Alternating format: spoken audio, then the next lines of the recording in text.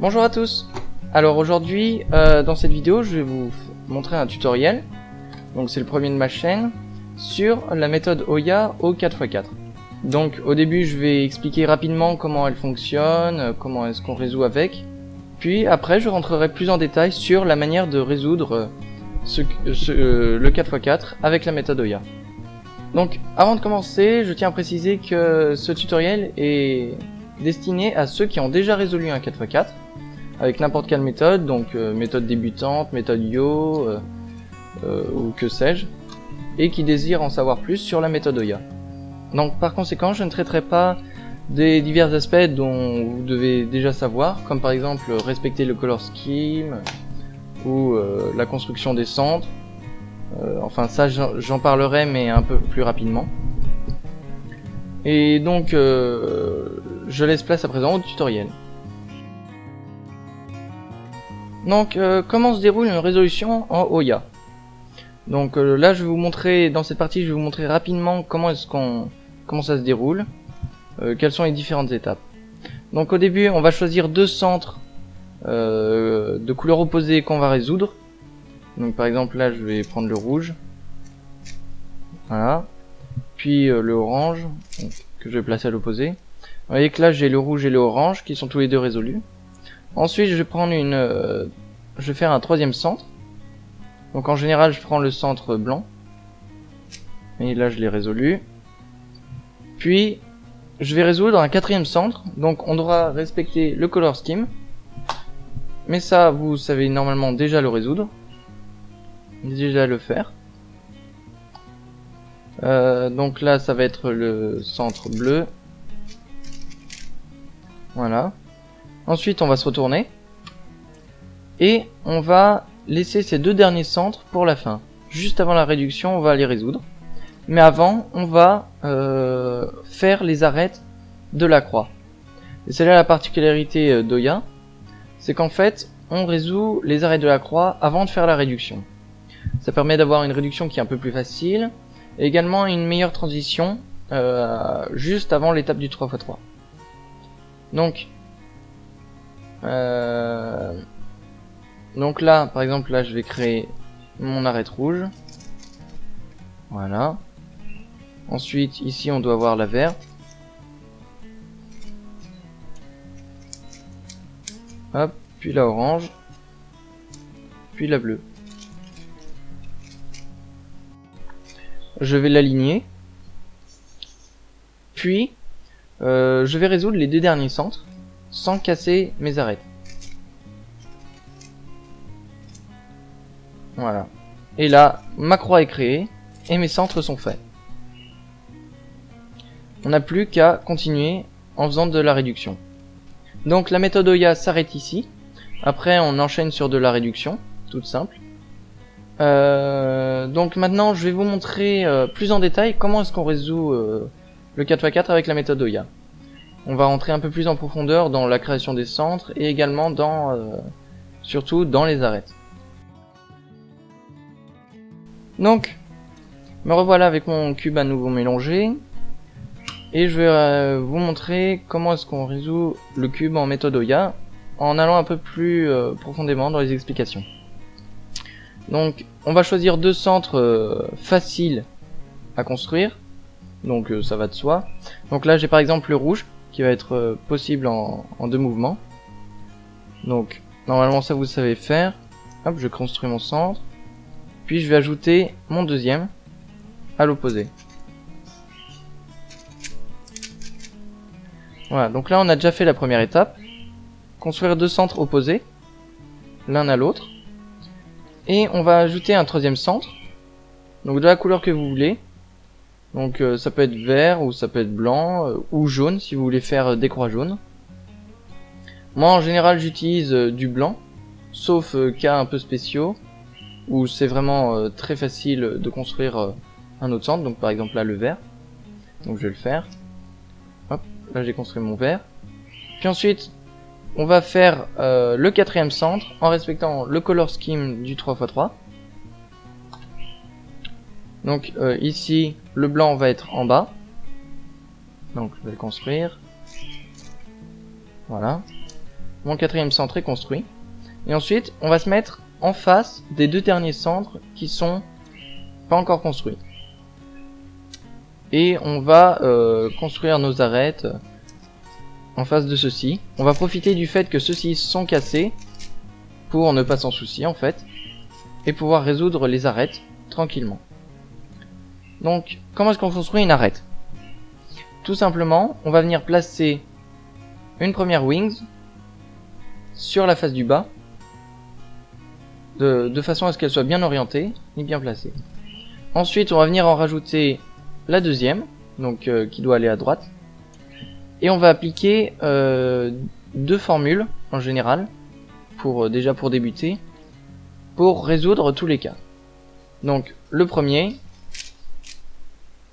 c'est celui-ci. Ce cas-là, quand la première est bien placée, et que la deuxième est sur la face du haut mais mal orientée. Donc ce qu'on fait tout simplement c'est U, R, petit r, pardon, U', petit r'. Et là vous voyez que ça m'a créé une première arête. Ensuite on va passer à celle qui est à côté ou celle qu'on voit en premier. Donc par exemple là je vois que j'ai du bleu. Donc on va la placer. Elle doit aller là. Et on va la mettre en face de nous. Je vais chercher la deuxième arête. Donc elle est ici. Donc là c'est le même cas de base. Mais symétriquement. Donc là c'est tout simple, c'est U', petit l', U, petit l. Et vous voyez que j'ai créé mon arête. Ensuite je vais passer à une autre. Donc là j'ai la rouge en face de moi. Hop, je la mets sur la face du bas. Et là je vais vous montrer un autre cas. Donc c'est celui-ci. Quand vous avez une première wings qui est bien placée, puis la deuxième qui est sur la face du haut et bien orientée. Quand vous avez ça, en fait on va se rapporter au premier cas qu'on a eu. Donc c'est-à-dire on va faire petit r, U2, petit r', et là on est bien sur notre cas de base. U, petit r, U', petit r'. Donc vous avez également le même symétriquement. Donc là, petit l', U2, petit l.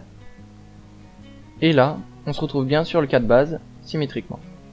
U', petit l', U, petit l. Ensuite, je vais bouger la croix et je vais partir sur la orange. Placer ma première wings. Puis je vais chercher la deuxième. Et là, on est sur le cas qu'on vient de voir. Donc, petit r, U2, petit r', U, petit r, U', petit r'. Maintenant qu'on a fini nos arêtes, on va aligner la croix avec les centres. Puis, on va préserver nos arêtes avant de résoudre les centres. Donc, vous voyez que si là, j'essaye de résoudre le centre, hop, je vais vous montrer un peu plus. Hop, voilà. Vous voyez que là, j'ai cassé mes arêtes. Bon, je peux toujours la replacer. Mais en général, ça vous donnera quelque chose comme ceci. Donc, comment est-ce qu'on fait? On va faire un petit setup pour préserver nos arêtes. Donc, on va faire un F, L. Et vous voyez que j'ai mis mon arête ici. Et là, je peux travailler librement sur mon centre. Donc je peux utiliser petit r, petit l, U. Et là, je vais résoudre tranquillement le centre, comme ceci. Puis une fois que j'ai résolu mon centre, je vais faire petit l', L', F'. Et là, mes arêtes sont résolues et mes centres sont résolus. Donc c'est ici que s'arrête la méthode Oya. Après, on part sur de la réduction. Maintenant, je vais vous montrer deux exemples de résolution avec la méthode Oya pour vous montrer comment est-ce que moi je résoudrais ce cube avec ce que je vous ai montré. Donc c'est parti. Donc voilà le premier mélange déjà. Donc c'est un mélange à la main tout simplement. Donc je vais choisir mes deux premiers centres. Le rouge a l'air pas mal puisque je vois une barre. J'ai mes deux autres centres qui sont là. Donc je vais faire ça. Créer ma barre. Mettre mon premier centre. Ensuite à l'opposé, je vais placer mon autre centre. Comme ceci. Vous voyez que là ils sont bien à l'opposé. Puis je crée mon troisième centre. Donc moi en général je fais en troisième centre le blanc. Comme ça me permet de l'avoir, de pouvoir le mettre juste en dessous. Et de voir directement, sans trop réfléchir, quel centre va aller en face de moi. Donc là je vais créer mon centre blanc. Voilà, je vais le créer. Je place le blanc en dessous. Et là je vois que c'est le bleu.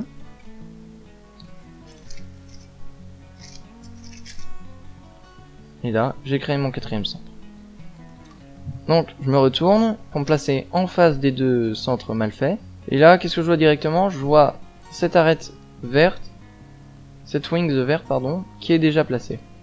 Et je vois la deuxième qui est là. Donc, je vais tout simplement la placer. Ensuite, je vois la orange. Donc, elle va à droite du vert. Comme ceci. Ensuite, le bleu, donc là, c'est bon. Et là j'ai le rouge que je vais placer. Ensuite j'ai cherché sur la face du haut ce que j'ai. Donc là j'ai celui-là, le bleu. Donc il va ici. Donc c'est mon cas de base. Ensuite j'ai ici le rouge. Donc je vais le sortir. Et me retrouver avec mon cas de base. Ensuite j'ai ici le orange. Donc pareil, je vais le sortir. Et là, je me retrouve dans le deuxième cas de base.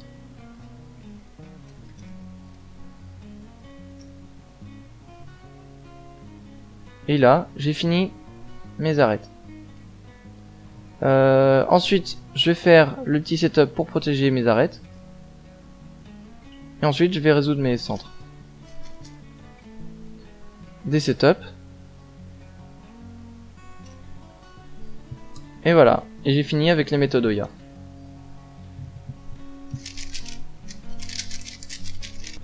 Voilà deuxième mélange.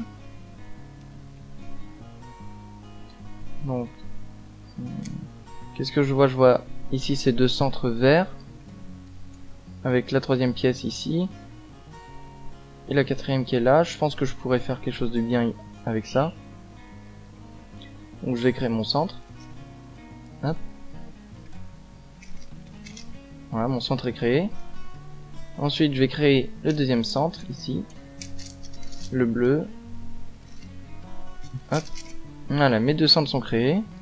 Je vais faire mon troisième. Voilà, donc le blanc.